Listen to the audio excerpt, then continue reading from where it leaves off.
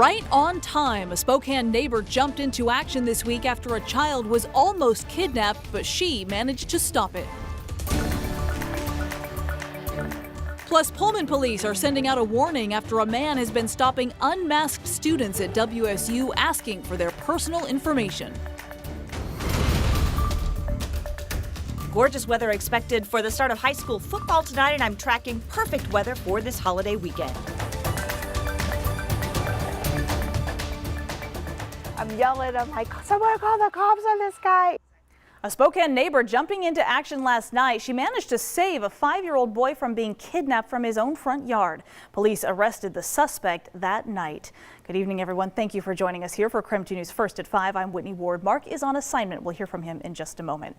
In the meantime, we begin as Krem2's Amanda Rowley now shares that neighbor's account of what happened. The little boy who was nearly abducted last night came over to his neighbor's house to play on the trampoline with his friends. They asked him to come back later. So on his way back to his house, that is when a man he did not know approached him and told him to come with him. They only got to the end of the street when the neighbor raced after them. I kind of know all the families and the moms, and at least try to know who they are and what they look like. Last night, Victoria Slater saw someone she did not recognize talking to the 5-year-old boy who lives next door. A man she had never seen in the neighborhood with no shoes gave her the feeling that something was not right. He just seemed very hurry up, come on, let's go. Like he was trying to get him to come off of the lawn onto the sidewalk, which I thought was kind of odd. She says the boy started to walk away, but then suddenly the man picked him up and walked away. Once she realized what was happening, Victoria chased them down. I didn't know what to do, because you see the things, you hear these things happening, and then you're like, this is real, this is really happening. So I went over there, and next thing you know, he puts the kids down and put the kid down and was like, oh, this kid's lost, no one's gonna miss him anyway. And I was like, at that point, I was super fumed. The boy is okay and safely reunited with his mom, Alicia Fowler. It was scary. That evening, she was shopping for school supplies. She says her babysitter sent her a panicked text about what happened. And so I just dropped everything and ran out of there and got here. Spokane police arrested the suspect that night. And I want to know that kid that supposedly stole. Please don't say anything. Felix Booth appeared in court this afternoon for second-degree attempted kidnapping. The judge set his bond at $250,000. Tonight, Alicia is grateful her neighbor was around to save her son. Well, laying in bed last night, I texted her one more time, thank you so much, what if she wouldn't have been there? Nobody would have realized. Amanda Rowley, Krem2 News. Just incredible. Happy to report that tonight. Well, our other top story at this hour, the ongoing spike of coronavirus cases here in our community. We have been showing you a lot of data related to the COVID surge as a result of this Delta variant. Case numbers are up, hospitalizations are setting new records, and deaths, of course, are always concerning. But what about vaccines? Are we also seeing a surge in people now getting the shot? Krem2's Casey Decker is here joining us with a look at the latest numbers. Casey? Yeah, Whitney, we were wondering if the scary numbers we're seeing regarding the more contagious, more dangerous Delta variant might be motivating more people to go and get vaccinated. So let's take a look at some data. Let's start with Spokane County. This is data from the Washington Department of Health, and not a lot of surprises at the beginning of this graph here. This is the number of vaccines that were administered each day of this year, and you can see right at the beginning, not a lot of vaccines going out because not a lot of folks were eligible yet. And then as more and more people became eligible, it became very popular in Spokane County. And then it kind of just leveled off here and really, nadired in July of 2021. But now it's going back up a little bit. We are starting to see an increase in the number of people getting a vaccine every day. And so perhaps there's some positive news in that regard. Now, you may be wondering what effect full approval of the FDA or the full FDA approval of the Pfizer shot had on these rates. And it's probably still too soon to tell. Right around here is when that was approved, kind of towards the end of this graph. So we'll probably need to wait a couple more weeks to get a sense of that. But it is looking right now like this Delta variant is persuading more people to go and get vaccinated. Now let's also take a look at the numbers over in Idaho. Now Idaho doesn't break it down by county the way that Washington does. So this is just for the entire state, but we do see some pretty similar trends here.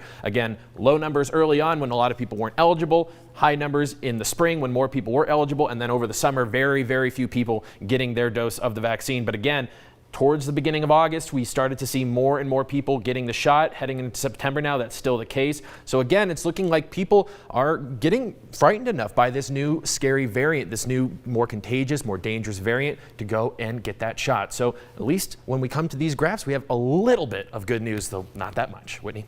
All right, Casey, thank you very much. And also today, Providence recently released a new data visualization to help illustrate just how many people or how many hospital beds are being filled by people at Sacred Heart and Holy Family hospitals with patients who are not vaccinated. So you can see out of, for example, 136 COVID patients, which is the average for a 5-day average, only 24 of them were fully vaccinated. The other 112 were unvaccinated. That's about 82%. Health officials are urging people that the vaccines do work, even if they do have an occasional breakthrough case. So we'll continue looking at those numbers throughout this newscast and our 6 o'clock hour. We do want to take a quick break from the headlines, though, to get things over to Michelle Boss, who's in for Tom Sherry tonight, because we've officially made it. It's after 5 o'clock on a Friday for this Labor Day extended holiday weekend. And Michelle, you have just got a beauty of a forecast. Yeah, it's pretty much all good news. And of course, we've got high school football tonight. So if you're gearing up to head outside for that, we've got beautiful weather on this Friday evening. Temperatures are on the warm side, so you probably won't have to worry about bringing a jacket or a sweater even later tonight, as temperatures should still be in the mid 70s by 7 o'clock and only slipping into the upper 60s by 9 o'clock. Of course, sunset is just after 7:30. We've got great weather for this upcoming holiday weekend, too. Temperatures right now in the upper 70s in Spokane and Coeur d'Alene, in the lower 80s in Moses Lake and Omak and Lewiston. And we do have a few clouds rolling in for the evening and overnight, but there's not going to be any rain associated with that across eastern Washington. In fact, that'll just keep our overnight low temperatures from being as chilly as they have been over the last couple of mornings. So here's a look at the next 3 days, the entire holiday weekend. Partly cloudy on Saturday, 83, mostly sunny on Sunday, 83, and 84 degrees with mostly sunny skies for Labor Day. All right, thanks very much, Michelle. And for the first time in 2 years, high school football is back this fall in Spokane. And tonight in Central Valley, the first night at the brand new Ridgeline Stadium is here. Krem2's Mark Hanrahan is live at just a beautiful new stadium for those athletes. The band is set to take the field here in just about an hour. So, Mark, tell us more. My goodness, it is a beautiful evening out here in Liberty Lake outside the brand new Ridgeline High School. As you mentioned, the facilities are just incredible. I mean, it puts my university, to be honest, to shame how nice this building is. Standing next to me is Eric Palmer, the band director for Ridgeline. Eric, thank you for joining us. Hey, you're welcome. Just kind of curious, how was it to start a whole band program from scratch? It's the first year of the school.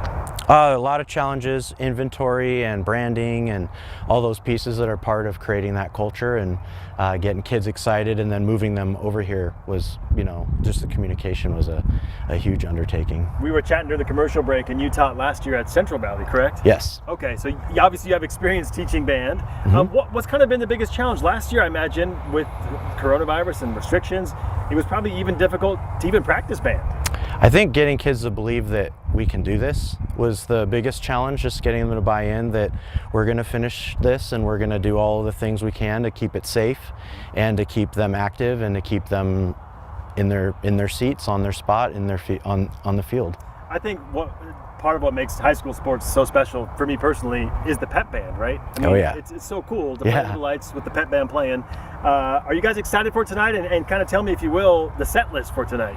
Yeah, the kids some of them haven't performed a concert since Christmas 2019. So this is a big step for them to kind of feel normal again. And our set list, because we're young, is a little bit short tonight, but we're gonna throw some Black Eyed Peas and some Neil Diamond at the crowd, along with some maybe some WWE walk-in music too. So just get everybody fired up. And tonight it'll be pep band, but you guys are also working on a marching band for perhaps later in the season, you were saying? Yeah, we've been doing a camp for the last 2 weeks, 9 to 5. Kids are really close to ready. Next week we'll probably see a portion of that program on the field. You've been teaching band for several years now. Yeah, 17, 18 years. How's this experience been like for you personally? I used to always think as a teacher I understood the motto of like building an airplane while you fly it. Another level. This is just this might be a space shuttle while we're in orbit. There we go. Yeah. And we were interviewing the principal in our last half hour. You guys are starting with freshmen, sophomore, and juniors. No seniors in the school yet, right? Correct. So you're kind of young as a band. So very young. Yeah. Yeah. I mean, how's that been? Awesome, because it's just fun to kind of get back to the basics and the fundamentals, which is what they need anyways as they come back, just to re-solidify those pieces. last question for you. I imagine the kids are just excited to be together and doing something together again for the first time in a while. Is that the case? Yeah, they'll sometimes be a little bit quieter than I would be used to with band kids, but once we can like get that little moment to happen and that first giggle to happen, it's been awesome just to feel the energy of them building a new community, to be the first Falcons, and to everything be the first time ever. Yeah. They're really excited about that. It's good for the soul to be together. Yeah, again. definitely All right, Eric definitely Palmer, rebuild. Band director for Ridgeline High School. Thank you. Congratulations. Good luck tonight. Looking forward to hearing you guys play. I appreciate it. Thank you very much. That'll do it for Liberty Lake for now. We'll send things back to you in the studio. What an exciting time, Mark. Thank you very much. And in addition to Ridgeline's new stadium, all stadiums in Central Valley School District actually benefited from the levy that was passed to fund Ridgeline High School. So the high school came in under budget, actually. So the superintendent took a look around to decide what else that extra money could go to. So they bought both U-High and Central Valley brand new turf. Both schools previously just had grass, and those turf fields were ready to go for the shortened high school sports season in the spring. Now it's such a big deal, though, to have a turf field. So why is that such a big deal compared to grass? Here's University Principal Kevin Frandison to explain. Oh my goodness, it means safety, it means saving on water, it means not having to manicure a field and having a mud pit when it rains. It means we can graduate and have graduations out here. It means we didn't see, out of every football game and soccer game, we did not see one kid slip and fall on a heavy cut going fast. You see that on grass. We did not see that here. All good things, sounds like to me. All right, and still to come here in our 6 o'clock newscast tonight, Brenna Green and Mark Hanrahan will both be back to bring us more live coverage from that brand new, beautiful stadium. So don't go anywhere. We still have more news here at 5, including a man posing as mask enforcement at WSU. Well, now he's on the Pullman Real Police's radar. You'll hear the warning they have for students coming up next.